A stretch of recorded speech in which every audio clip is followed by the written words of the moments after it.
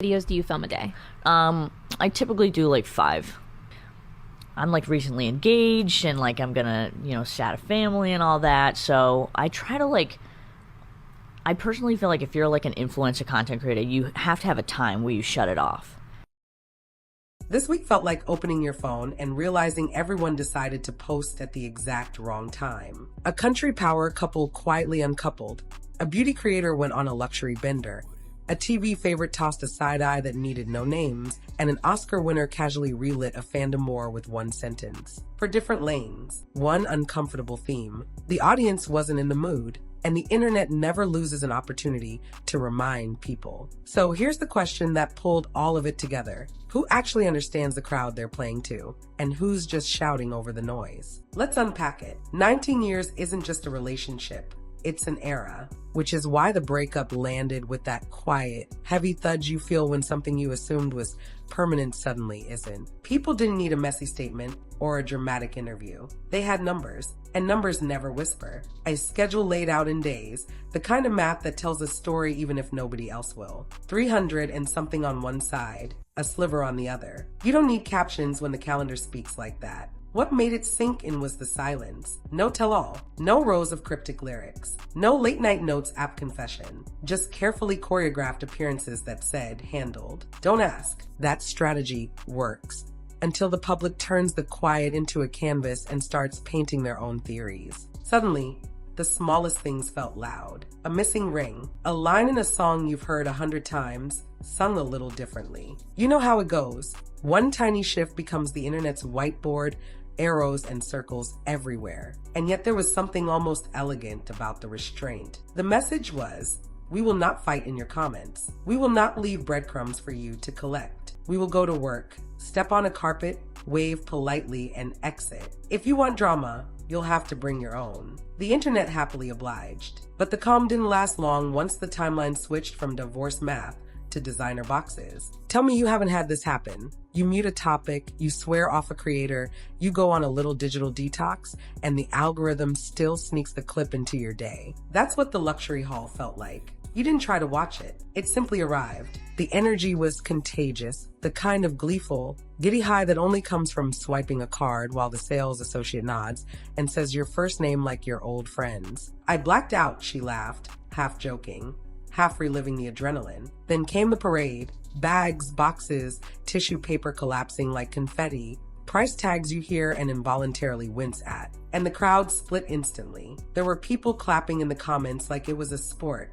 Get your bag.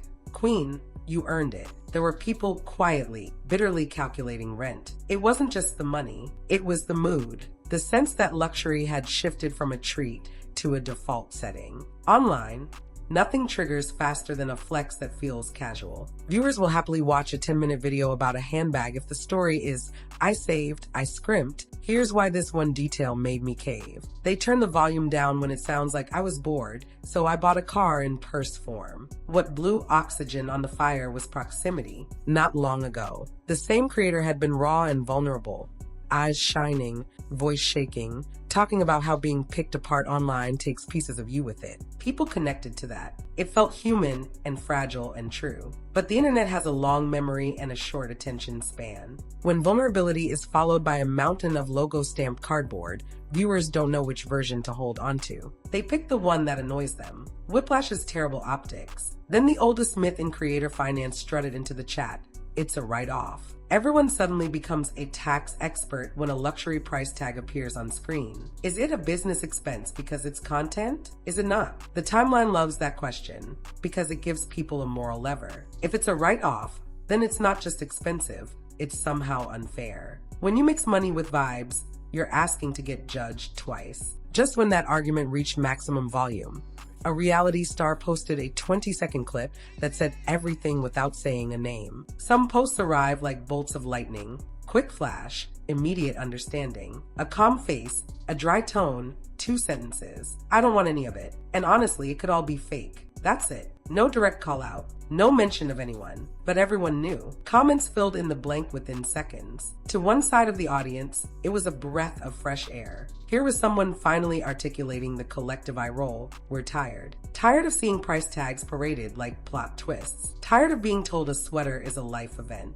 Tired of the particular brand of content that confuses aspiration with advertising. To the other side, it was a classy-looking dunk for clout. If you benefited from the same system, they argued, maybe don't pretend you're above it. The power of that post wasn't in any grand point. It was in the simplicity, the unsaid, the knowing. When an audience is already irritated, the smallest nudge can feel like a rallying cry. It became a screenshot, a stitched reaction, a feeling you send to your group chat with this. You can almost chart the views climbing. One creator's haul had primed the pump. Another creator's eye roll pushed the button. And while the internet litigated that, another storm brewed, this time around a clothing line that arrived loud, priced louder, and learned the hardest lesson of e-commerce in real time. Imagine announcing your fashion brand and immediately getting told it looks like the exact thing you insisted it isn't. That's what premium basics can do to you if you misjudge the temperature. The line dropped, the lookbooks rolled out, the pricing hit the grid, and the reactions, oof, they were brutal. Not because people hate hoodies or sweatpants. They love them. But if the design language says everyday and the price tag says heirloom, you have to bridge that gap with more than attitude. The launch videos got defensive quickly. You could hear the frustration bubbling and spilling. You're just used to fast fashion. You don't know what quality costs. This is made to order. This is ethically cut and sewn. This is not a blank with a logo. Some of that might even be true. But tone is the tax you pay for timing. If you pitch yourself as a rarefied upgrade, you have to show, not tell. What's the fabric composition? How heavy is the knit? How many washes did the samples survive? What exactly makes the puff print durable? Where was it milled? Where was it sewn? And who touched it? If you don't answer those, viewers will assume the worst and fill in the blanks. What came next felt inevitable. Prices came down. Promises went up. There were notes about accessibility and quality and eating margins so people could feel the materials for themselves. That pivot was smart, but a pivot after a dragging doesn't erase the first impression. Screenshots live forever. Clips get downloaded and reposted. It's not just that the internet keeps receipts. It is the receipts. Here's the core truth about selling elevated basics. You're not selling a hoodie. You're selling trust. People will pay more when they believe the garment will outlast 3 winters, hold its shape, and feel better every single wash. They need proof they can touch, a lab coat's worth of details, and they need you to leave your ego at the door. If the audience senses contempt, go back to cheap clothes. If you don't get it, they won't argue. They'll just go back. While that lesson was unfolding, an A-list comment about a love triangle did what love triangles do. It politely asked the internet to lose its mind. There are a few questions guaranteed to start a fight in the comments, and Team Who is near the top. One famous actress laughed, shrugged, and picked the side that usually takes more heat. Then she upped the stakes by calling the other lead toxic. Not complicated, not flawed, toxic. The kind of word that stamps a character in red ink. It was delivered lightly, like a friend gossiping on a couch, which made it land harder. The internet loves a celebrity with a normal person opinion, until that opinion threatens the ship they built their personality around. What made it volcanic was timing. The season had just ended, emotions were still raw, and everyone had their courtroom speech rehearsed. The pro-Conrad crowd had paragraphs memorized about grief, miscommunication, the push-pull of first love. The pro-Jeremiah crowd had bullet points about loyalty, presence, and being chosen every single day. Into that courtroom walked a famous face saying, "I'm with him." Bang. Instant precedent. Screenshots, stitches, sermons. Ship wars are never about logic. They're about identity. People see themselves in the quiet one with the heavy heart, or the bright one with the easy smile, and they defend that reflection like a friend. When a household name backs the minority pick, it gives that side momentum. The previously wrong answer suddenly becomes a valid worldview. That's electrifying and infuriating at the same time. You can't reason someone out of the version of themselves they want to root for. If there was a soft lesson in the chaos, it was this: you can have the take. You just might want to season it with nuance. I'm Team Jeremiah, but I get the Conrad case keeps the door open. Conrad is toxic, slams it shut, and dares the internet to try kicking it in. They will, gleefully. By now, you can feel the thread running through everything. It isn't about one person being right. It's about the rhythm of how and when they said what they said. Intention lives in your head. Optics live in your comments. This entire week was a reminder that audiences respond to what lands, not what was meant. The quiet divorce. The numbers were louder than any caption. Even if the intent was calm finality, the schedule told its own story. People built whole narratives on that math because humans crave explanations more than they crave accuracy. The luxury haul? Maybe the intent was escapist fun, an adult version of birthday money at the mall. But in a month when the average person is doing math on groceries, it read as a dare. Look what I can do and you can't. If you don't narrate the why, craft, resale value, durability, the little details that earn the price, viewers will assume the why is simply because the subtweet that wasn't a subtweet. You can intend wry humor all day long. Online, wry becomes weapon in 5 seconds flat when the crowd is ready to swing. The clothing line, you can intend quality, ethics, and artistry. Say those words enough times, and people start hearing attitude instead. When the price doesn't come with proof, it registers as pay because I said so. Nobody enjoys that. And the ship take? You can intend playful debate. The word toxic strips the playfulness from the room. It tells people their favorite thing is bad and they are wrong for loving it. The internet's reflex to that isn't discussion. It's defense. So what actually works? Humility and context. The two most boring words in the dictionary are the only ones that travel safely through chaos. If you're going high-end, explain what makes it special in a way that doesn't sound like a lecture. If you're launching a brand, drown people in specifics they can touch. Fabric weight, finishing, shrink tests, where the labels were woven, what the stitching is called, and why it matters. If you're navigating a breakup in public, reduce the romance to logistics and let time do its job. If you're about to ignite a fandom, add a cushion. I'm Team X, but I totally see why you're Team Y. That one line is an airbag. And there's another layer people don't talk about enough. Emotional continuity. People follow because they love what you make. They stay because they trust who you are. That trust isn't a big, dramatic promise. It's small, repetitive proof that your mood maps to your message. If you're the everyday luxury girl, your hauls work when they feel intentional, when a piece arrives with history and thought, not as a dare. If you're the confessional honesty guy, your apology lands when it comes with changed behavior, not a sequel of the same mistake with harsher lighting. Creators forget that audiences track continuity subconsciously. You can go from tears to triumph, from heartbreak to celebration. People will cheer if they feel the beat sinking. But when your last 3 videos were, I'm overwhelmed, I'm exhausted, I'm trying to be kinder to myself, and the next upload is a 5-figure spree with 3 laugh cry emojis, the crowd can't find the rhythm. It's like dancing to 2 songs at once. They get dizzy and sit down. The same rule holds for brands. If you market your line as a careful, sustainable alternative to throwaway fashion, the customer expects careful, sustainable everything. Packaging, customer service, timelines, even the way you answer criticism. You don't get to snap at people and then claim made with love on the next slide. Love is measured in the patience to explain, the receipt that arrives when you say it will, the meticulous way the garment wears after 10 washes. Love is proof. For public couples, continuity looks like clarity. You don't owe the internet your diary. But if you fed the beast with matching outfits, anniversary posts, and love song captions for a decade, the sudden absence leaves a vacuum. People fill vacuums. They'd rather hate a villain than accept a mystery. That's why a clean, boring statement can be the kindest choice to yourselves and to the audience you cultivated. It closes a door gently. And for celebs wading into fandoms, the only safe play is kindness. Call your pick. Add grace. Never imply the other pick is for fools. Fans will frame your sentence and hang it in the hallway of their brain. Make sure it's the one you meant to write. All of which brings us to the brass tacks. What do audiences actually reward when the mood is this brittle? It wasn't perfection. It was coherence. The posts that dodged backlash this week weren't immaculate. They were simply understandable. They followed a line people could track. Here's the cheat sheet. If you flex, frame it. Viewers don't resent success.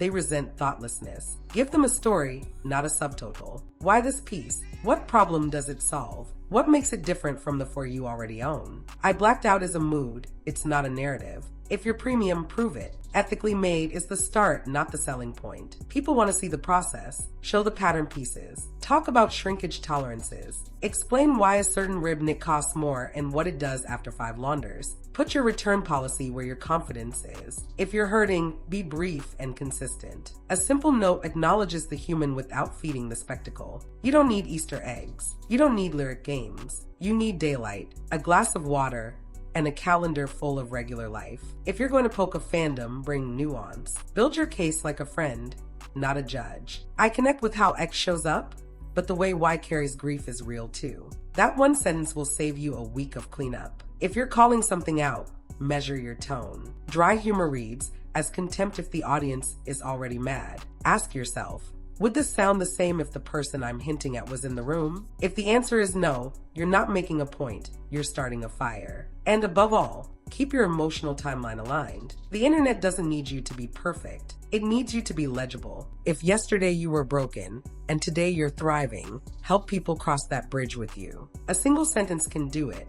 Last month was rough. Today felt like breathing again. That's all it takes to keep hearts open. Now, let's tie all 4 stories together because the pattern is the point. A long marriage ends quietly and the paperwork becomes the plot. A creator goes shopping for sport and the boxes become a symbol. A reality star blinks twice and everyone hears the name she didn't say. An actress picks a side and an entire fandom rearranges its seating chart. Different settings, same lesson. In 2025, the room isn't a room at all. It's the algorithm, and the algorithm reflects the mood back at you with zero mercy. People are tired, financially, emotionally, globally tired. That doesn't mean they want gloom. It means they crave sense. They want luxury that feels earned, not inevitable. They want breakups that aren't puzzles, products that aren't lectures, and opinions that come with a little grace. None of that is particularly hard. It just requires remembering there's a person on the other side of the screen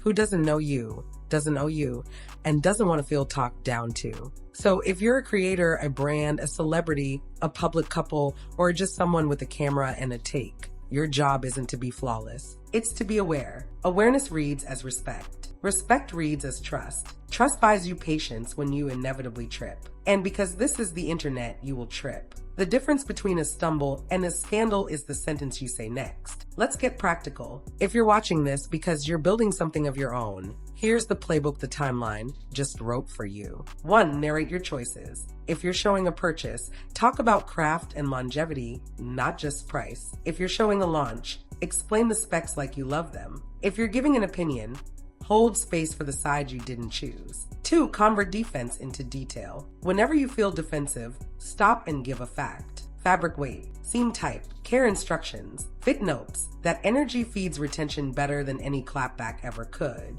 3. Mind the beat. Your last 3 posts set the tone for your next one. If you were raw and open last week, be gentle with the flex this week. If you were flexing last week, surprise people with substance this week. Rhythm is everything. 4. Respect the vacuum. If you can't say much, say as little as possible clearly. Ambiguity is kinder than a riddle. Polite closure protects your peace and your comments. 5. Embrace the graceful hedge. I think X, but I get Y is not weakness. It's wisdom. It turns a verdict into a conversation, and conversations keep viewers. 6. Build a receipt stack. If you sell anything, keep a living document of proof. Videos from the factory floor, testing clips, customer care policies, answers to the 5 questions you're tired of hearing. Link it, pin it, update it. People don't just buy your product, they buy your process. 7. Don't try to win the internet. The internet doesn't need winning. It needs clarity. Say the thing once, mean it, and leave. The more you explain, the more it thinks you're arguing. Let your next action be the explanation. Do those 7 things, and a week like this becomes background noise while you keep moving forward. So here we are. A quiet split that still felt loud, a mountain of packaging that felt louder, a blink and you miss it side eye that echoed. and a celebrity opinion that poured gasoline on a fandom that was already smoldering. The common thread wasn't scandal, it was timing. The wrong sentence at the wrong moment turns into a screenshot. The right sentence at the right moment becomes a bridge. If you've made it this far, here's what I want to know, be honest. Which moment lost you first? The custody math that spoke for itself? The shopping spree that felt like a dare? The side eye that said everything without saying anything? Or the toxic verdict that told millions of fans their favorite choice was the wrong one? Drop your pick and tell me why that one, specifically, crossed the line while the others didn't. That answer says more about where the culture is right now than any headline possibly could. I love you for watching, for thinking, for arguing kindly. Take care of yourselves. Take care of your timelines. And remember, the internet keeps receipts, but it also keeps room for growth. See you in the next one.